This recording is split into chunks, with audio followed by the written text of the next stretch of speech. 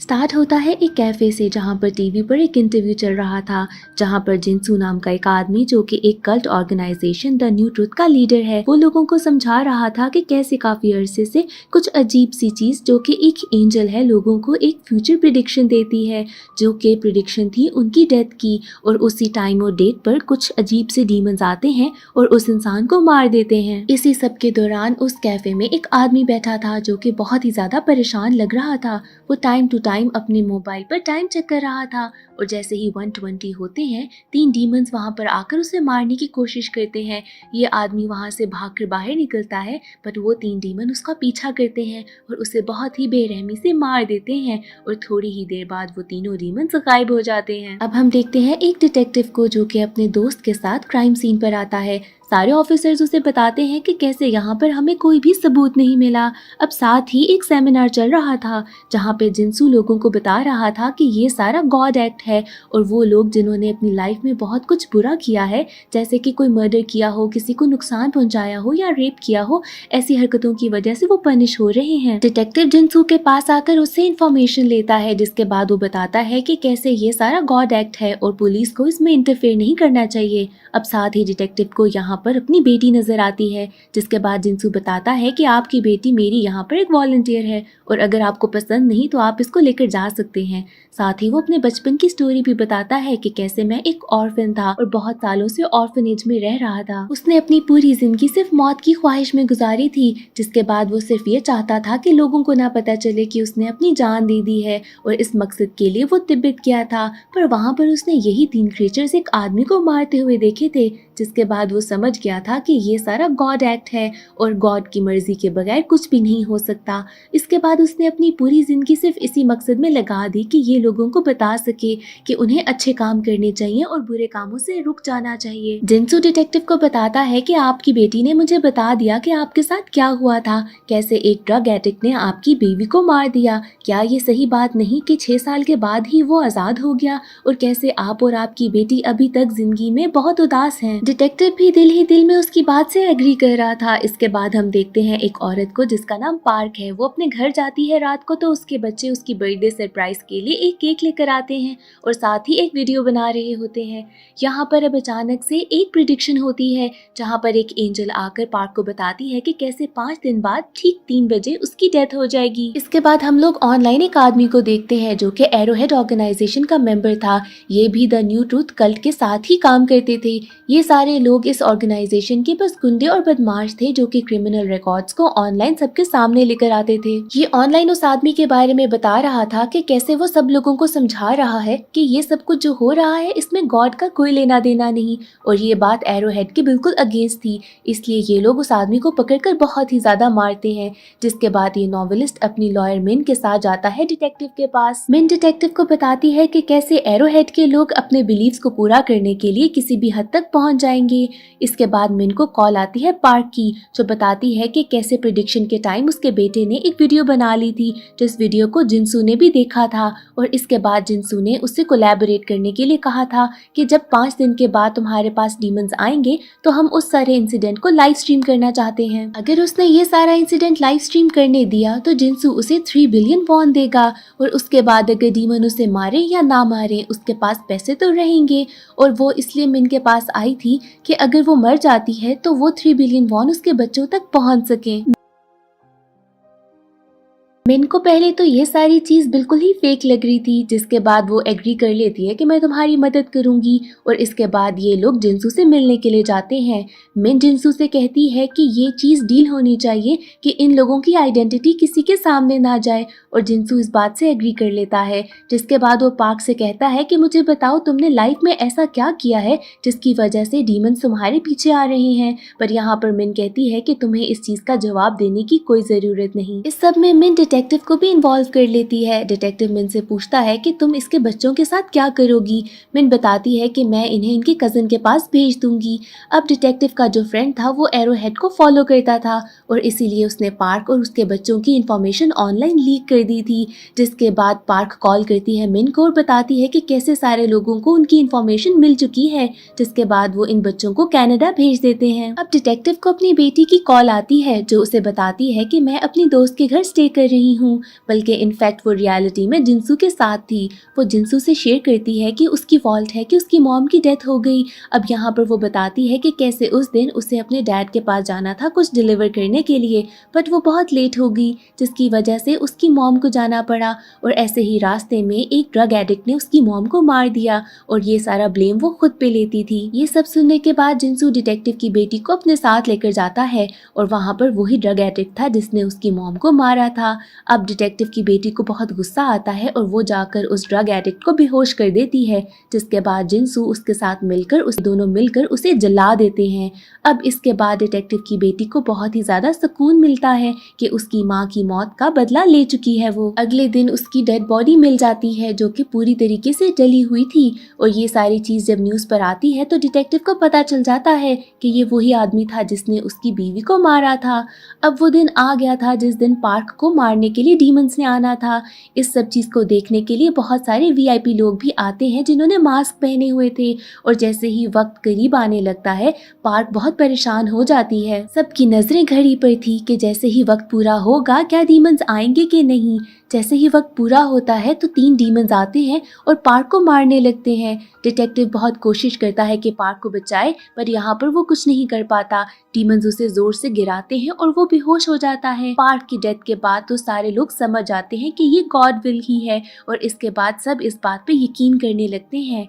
जब डिटेक्टिव की आंख खुलती है तो वो देखता है कि उसकी बेटी भी घर पर नहीं पहुंची। इसके बाद डिटेक्टिव जब बाहर निकलता है तो देखता है कि पूरा शहर कितना ही ज्यादा सुनसान है। हर कोई इस चीज से डरकर अपने घर में बंद हो चुका था। जिसके बाद जिनसू के साथ ऑनलाइन एक इंटरव्यू होता है जहां पर वो सब लोगों से कहता है कि अपनी जिंदगी वापस नॉर्मल तरीके से जीना स्टार्ट कर दो, घरों से बाहर निकलो, बट हमें सारे काम अच्छे करने हैं क्योंकि ये सब सिर्फ उन्हीं के साथ होता है जो कि अपनी लाइफ को बुरे तरीके से गुजारते हैं और बुरे काम करते हैं। अब डिटेक्टिव नोट करता है कि जिनसू की इंटरव्यू वीडियो में उसके पीछे उसकी बेटी की जैकेट भी लटकी है और उसे पता चल जाता है कि उसकी बेटी जिनसू के साथ ही होगी। यहाँ पर लैपटॉप पर उसे कुछ फाइल्स रिसीव होती हैं जहाँ पर वीडियो में वो देखता है कि कैसे उसकी बेटी ने उस ड्रग एडिक्ट पर अटैक किया था। उसे समझ नहीं आती कि जिनसू ने उसे ये वीडियोस क्यों भेजी होंगी। इसके साथ ही एरोहेड का वही मेंबर दोबारा से लाइव आकर बताता है कि कैसे वो सारे लोग भी बुरे हैं जो कि इस सब चीजों में इंटरफेयर कर रहे हैं, जैसे कि मिन, क्योंकि उसने उन बच्चों को बाहर भेज दिया। और जिस दिन पार्क के साथ ये सब हो रहा था तो डिटेक्टिव ने भी उन डीमंस को रोकने की कोशिश की थी, इसलिए ये सारे लोग भी बहुत बुरे हैं। ये सब देखते साथ ही मिन समझ आती है कि एरोहेड के लोग तो उसे नहीं छोड़ेंगे। जिसके बाद वो फौरन घर जाती है और अपनी मॉम से कहती है कि पैकिंग करें, हमें इस जगह को छोड़कर फौरन जाना होगा। वहाँ पर मिन को अपने नाम पर एक कुरियर मिलता है जिसमें कुछ डॉक्यूमेंट्स थे। उस डॉक्यूमेंट्स के अकॉर्डिंगली जिनसू ने 14 साल पहले ही ये सब चीजें एक्सपीरियंस की थी। अब ये नहीं पता था कि उसने ऐसा क्या किया है जिसकी वजह से उसने भी प्रिडिक्शन ले ली थी। वो ये फोल्डर लेकर जाती है पुलिस स्टेशन जहाँ पर वो देखती है कि वो भी बिल्कुल पूरा खाली था और एरोहेड के लोगों ने वहाँ पर भी बहुत ही बुरे तरीके से तबाही कर दी थी। अब यहाँ पर उसके कुलीग की कॉल आती है कि एरोहेड के लोगों ने उसे बहुत बुरे तरीके से मारा है, जिसकी वजह से मिन अपनी मॉम के साथ फौरन एयरपोर्ट के लिए निकल पड़ती है। पर इससे पहले कि वो ये जगह छोड़कर जा सकते, एरोहेड के लोग आते हैं और मिन और उसकी मॉम को बहुत बुरे तरीके से मारते हैं। जिसके बाद ये बहुत मुश्किल से अपनी मॉम को हॉस्पिटल लेकर जाती है। वहाँ पर वो नोट करती है कि आसपास के लोग उसे बहुत ही बुरे तरीके से देख रहे हैं। उन सब लोगों को पता था कि ये वही है जिसने गॉड विल में इंटरफेरेंस करने की कोशिश की थी। अब डिटेक्टिव जाता है जिनसू के घर अपनी बेटी को ढूंढते हुए। वहाँ पर उसे जिनसू नहीं मिलता और बाहर बहुत सारे लोग थे जो कि जानते थे कि ये वही डिटेक्टिव है जिसने पार्क को बचाने की कोशिश की थी। यहाँ पर ये लोग बहुत ज्यादा उसे मारते हैं कि अचानक से जिनसू की कॉल आती है। डिटेक्टिव सब लोगों को बताता है कि जिनसू की कॉल है और सब लोग उसे मारना छोड़ देते हैं। जिसके बाद जिनसू उसे बताता है कि मेरे बताए हुए एड्रेस पर आ जाओ। अब दूसरी तरफ हम देखते हैं कि मिन जाती है उसी आदमी के पास जिसने वो पार्सल भेजा था। वो आदमी कहता है कि मेरे पास वो सारा इंटरव्यू है जिसमें जिनसू ने अपनी सारी रियलिटी बताई थी, बट वो ये सब कहकर वो चीज़ डिलीट कर देता है। मिन जब उससे पूछती है कि तुमने ये डिलीट क्यों किया, तो वो कहता है कि जिनसू कुछ दिन पहले मेरे पास आया था। उसने मुझे एक ऑफर दी कि मैं तुम्हें द न्यू ट्रूथ का लीडर बना दूंगा अगर तुमने मेरे सारे डॉक्यूमेंट्स को डिलीट कर दिया। अब इसके बाद मिन भी वहाँ से जाने लगती है और बाहर उससे बहुत सारे लोग मिलते हैं जो कि उसे मारने लगते हैं। वो इतनी ज़्यादा जख्मी हो जाती है जिसके बाद वो लोग उसे एक जगह पर छोड़ के भाग जाते हैं। अब डिटेक्टिव पहुंचता है उस लोकेशन पे जो कि जिनसू ने उसे भेजी थी। वहाँ पर जिनसू खुद डिटेक्टिव का वेट कर रहा था। जब डिटेक्टिव आता है तो जिनसू उसे कहता है कि मेरी प्रिडिक्शन भी हो चुकी है 14 साल पहले और मेरी प्रिडिक्शन का टाइम 10 मिनट बाद ख़त्म होने वाला है, जिसके बाद डीमंस मुझे भी आके मार देंगे। बट मुझे नहीं पता कि मैंने ऐसा क्या किया था जिसकी वजह से मुझे प्रिडिक्शन मिली। पूरी ज़िंदगी मैंने उस वजह को ढूंढने में लगा दी और इसी वजह से मैंने पूरी ज़िंदगी बहुत डर कर जी है और शायद इसी वजह से मैं अच्छे काम करता रहा। अब मैं भी ये चाहता हूँ कि पूरी दुनिया में लोग डर कर ज़िंदगी गुजारें और अच्छे काम करें ताकि बुराई यहाँ से ख़त्म हो जाए। डिटेक्टिव बहुत ज़्यादा गुस्से में था। वो पूछता है कि मेरी बेटी कहाँ है। जिनसू कहता है कि तुम घबराओ नहीं, वो घर पर तुम्हारा वेट कर रही है।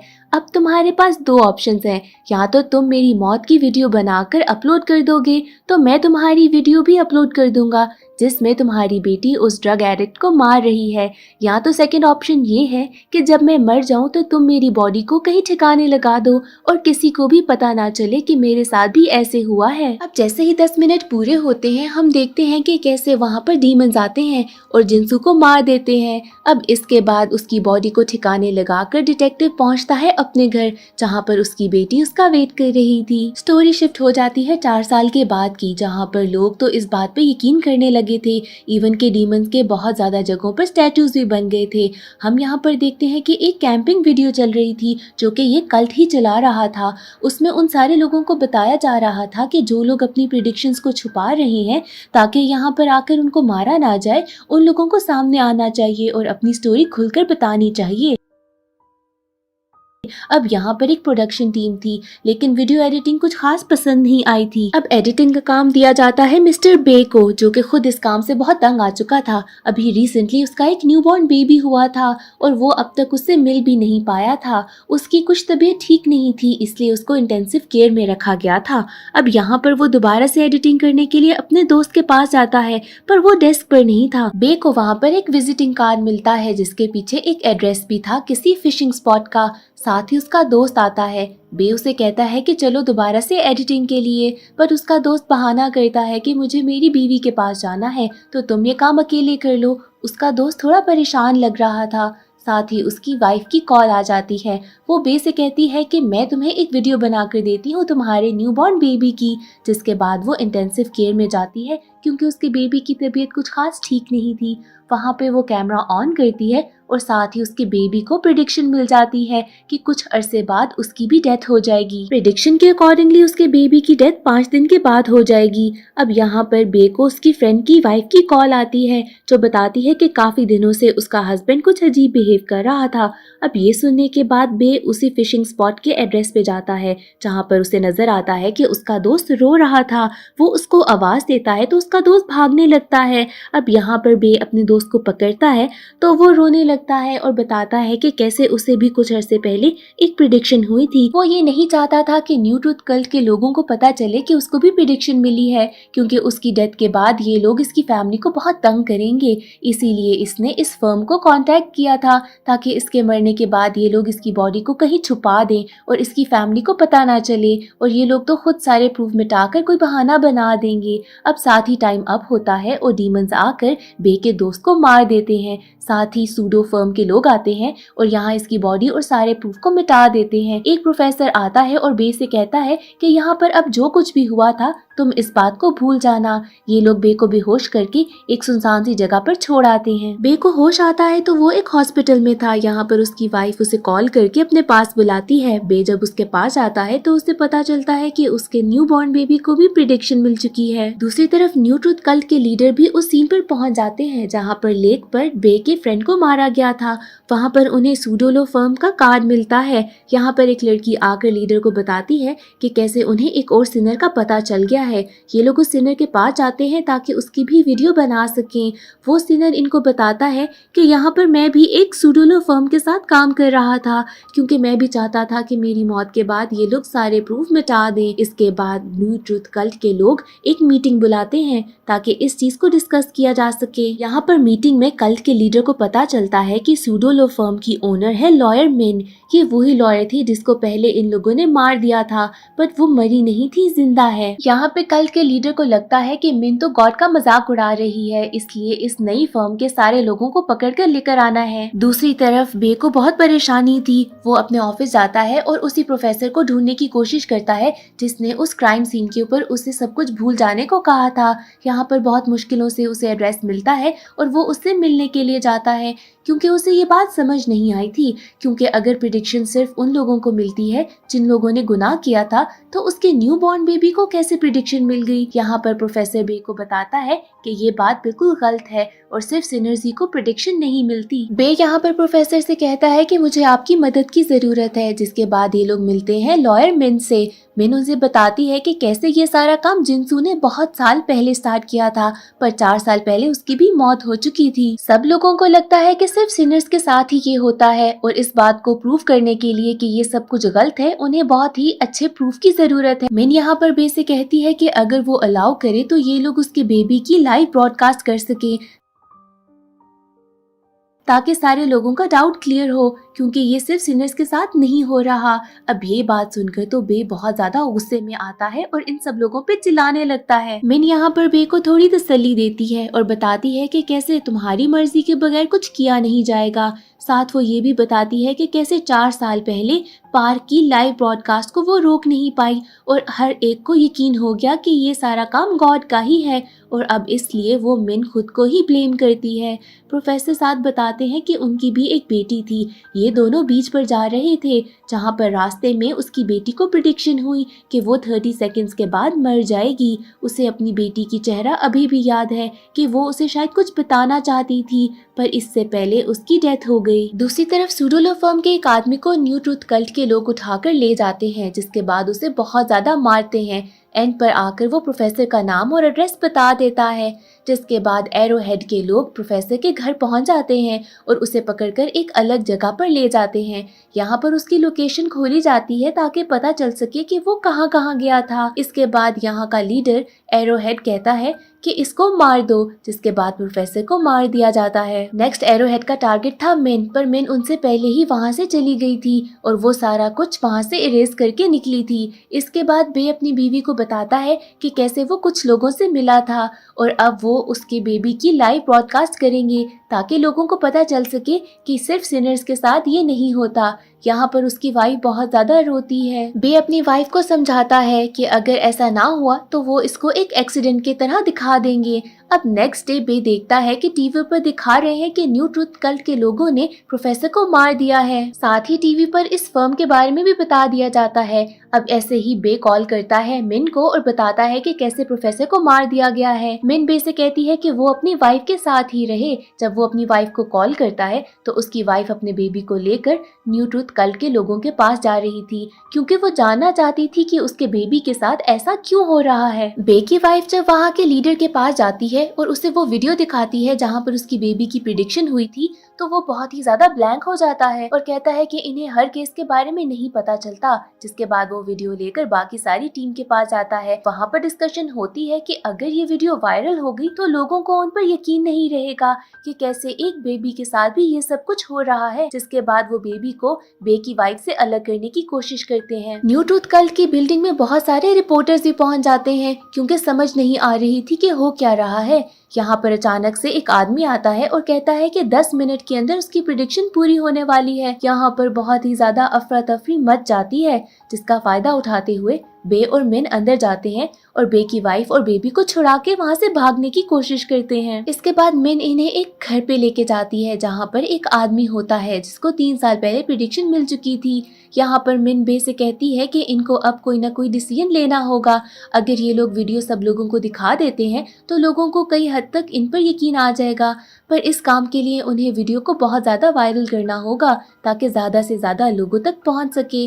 वो आदमी जिनके घर ये लोग गए थे इन्हें बताता है कि कैसे वो पहले बहुत ही ज़्यादा ऑनलाइन काम किया करता था और अगर उसने अपने चैनल पर ये वीडियो अपलोड की तो बहुत सारे लोगों तक पहुंच जाएगी। मिन बे को बताती है कि डेमोन्स्ट्रेशन के लिए इनके पास कोई अच्छी जगह नहीं, इसलिए इनको यहीं पर कहीं पास करनी पड़ेगी। यहाँ पर हमें एक बहुत ही बड़ी चीज पता चलती है कि जिस इंसान के घर ये लोग आकर रह रहे थे कि वही था जो पहले एरोहेड के लिए यहाँ पर लाइव वीडियोस किया करता था। इसके बाद हम देखते हैं कि कैसे ये आदमी घर से बाहर जाता है और कल्ट वालों को फोन करके बताता है कि कैसे वो छोटा बेबी इनके घर ही है। अब वहाँ पर लीडर इसको बहुत ही मजे से माइंड गेम के साथ कंफ्यूज करता है और बताता है कि कैसे गॉड ने ये सब कुछ प्लान इसीलिए किया क्योंकि यहाँ पर इस आदमी की भी डेमोन्स्ट्रेशन बेबी की 5 मिनट के बाद की थी। इसलिए वो उसे कहता है कि जैसे ही बेबी की डेथ हो जाए हर चीज़ को मिटा देना ताकि लोगों तक ये बात ना पहुँच सके कि एक बेबी को भी इस तरह से प्रिडिक्शन आई है, वरना कोई भी न्यू ट्रुथ लोगों पर यकीन नहीं करेगा। इस बात को सुनते साथ ही वो आदमी कहता है कि ठीक है, मैं ऐसा ही करूँगा। जिसके बाद वो बिल्कुल ही पागलों वाली हालत में पहुंच जाता है अपने घर। वहाँ पर वो बे से मिलता है और उसे बताता है कि मैं तुम्हें और तुम्हारी वाइफ को मार दूंगा। वो बे पर हमला करता है और उसको बेहोश कर देता है, जिसके बाद वो ऊपर जाता है ताकि बे की वाइफ और बेबी को भी मार सके।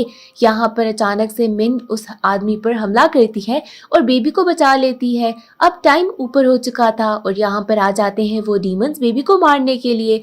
मिन उन डीमन से बहुत लड़ने की कोशिश करती है। अब बे को भी होश आ जाता है और वो अपने बेबी को बचाने के लिए खुद को और अपनी वाइफ के बीच में बेबी को बचाकर बांध लेते हैं। इसके बाद डीमंस जैसे ही उन पर हमला करते हैं बे और उसकी वाइफ जल जाते हैं और बेबी बच जाता है। इसके बाद मिन बेबी को उठाती है और वहां से भागने लगती है।